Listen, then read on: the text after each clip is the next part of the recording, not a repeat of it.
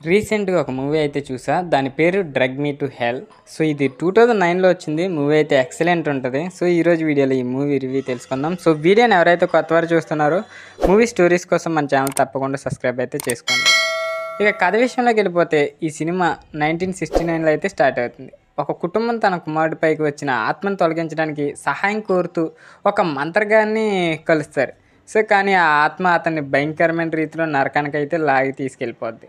ఆ తర్వాత 40 సంవత్సరాల తర్వాత కథ మెయిన్ స్టోరీ క్రిస్టియన్ బ్రౌన్ చుట్టూ నడుస్తూ ఉంటుంది. సో, ఈ క్రిస్టియన్ బ్రౌన్ జీవితం ఎలా ఉంటుందంటే ఒక బ్యాంక్ లోన్ ఆఫీసర్గా పనిచేస్తాడు. ఎంతో నిజాయితీగా పనిచేస్తూ ప్రమోషన్స్ కోసం ఎదురు చూస్తాడు. కానీ ఆమె సహోద్యోగి అదే పదవి కోసం దుష్ట పద్ధతుల్లో పోటీ చేస్తుంటాడు. సో, ఈ నేపథ్యంలో క్రిస్టియన్ మరింత కఠినంగా ప్రామాణికంగా పనిచేయాలని అయితే నిర్ణయించుకుంటుంది. గణేష లాంబ పైన శాపం అయితే వస్తుంది. ఒకరోజు గణేష లాంబ అనే వృద్ధ జిప్సీ మహిళ బ్యాంకుకి అయితే వస్తుంది. ఆమె తన ఇంటి రుణాన్ని పొడిగించమని వేడుకుంటుంది. ఎందుకంటే ఆమె పేదరికంలో కూరుకుపోయి ఉంది. క్రిస్టియన్ తొలుత దయ చూపాలనుకుంటుంది. కానీ తన ప్రమోషన్ కోసం గణేష రిక్వెస్ట్ని అయితే తిరస్కరిస్తుంది.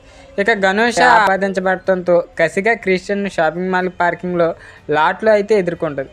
దాంతో ఆమె క్రిస్టియన్ పేరు లామి అనే భయంకరమైన శాపాన్ని అయితే వేస్తుంది. సో, ఈ శాపం అయితే స్టార్ట్ అవుద్ది. ఆ శాపం తర్వాత క్రిస్టియన్ ప్రాణాంతక సంఘటనలను ఎదుర్కొంటుంది. లామి అనే పిశాచం 6 రోజుల పాటు ఆమెను వెంటాడి 7వ రోజు నరకానికి లాగి తీసుకెళ్తుంది. ఈ సమయంలో క్రిస్టియన్ భూతంతో భయంకరమైన పరిస్థితులను అయితే ఎదుర్కొంటుంది. అవేంటంటే ఇంట్లో శబ్దాలు, తన మీద దాడులు, ఆత్మలు, దెయ్యాలు ఆమెను వెంటాడతాయి. సో, సహాయం కోసం ట్రై చేస్తూ ఉంటుంది. క్రిస్టియన్ తన ప్రియుడు క్లేడ్ డాక్టర్ సహాయంతో మానసిక వైద్యుడు రామ్ జాస్ని అయితే కలుస్తుంది. రామ్ జాస్ శాపాన్ని తొలగించే మార్గాలు అయితే చెప్తాడు. లామియా ఆత్మనైతే పూజ ద్వారా ఆపడం, శాపాన్ని మరొకరికి బదిలీ చేయడం. క్రిస్టియన్ మొదట లామియాని అరికట్టే ప్రయత్నం చేస్తుంది. అయితే ప్రతి ప్రయత్నం విఫలమవుతుంది. సో, శాపాన్ని తొలగించడానికి త్యాగం చేయాలి. రామ్ జాస్ సహాయంతో క్రిస్టియన్ గణేష లాంబ శరీరం ఇప్పటికే మరణించి ఉంది కదా, తన వద్ద రాత్రి పూజ అయితే చేస్తుంది. ఆమె శాపాన్ని ఆ శరీరంపైకి బదిలీ చేస్తుంది. ఆపై క్రిస్టియన్ ఎలాంటి సమస్యలు ఉండబోకూడదని ఊపిరి పీల్చుకుంటుంది.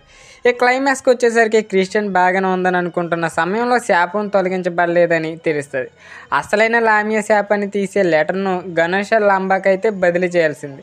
కానీ క్రిస్టియన్ పొరపాటున అది గణేష సమాధి కాకుండా తన చేతిలోనే ఉంచుతుంది.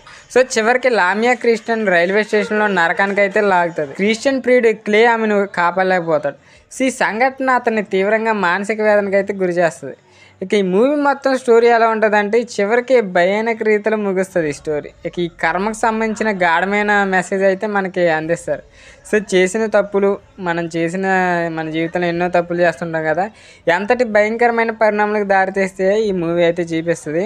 కథ అయితే హర్రర్ అండ్ హై టెన్షన్తో అయితే ఆడియన్స్ని అట్రాక్ట్ చేస్తుంది. సో, మూవీని చూడండి, చాలా బాగుంటుంది, ఒకసారి ట్రై చేయండి అబ్బా. సో, నెక్స్ట్ మళ్ళీ మంచి మూవీ స్టోరీతో మేము ముందుకు వస్తాం. అంతవరకు బై బై, టేక్ కేర్.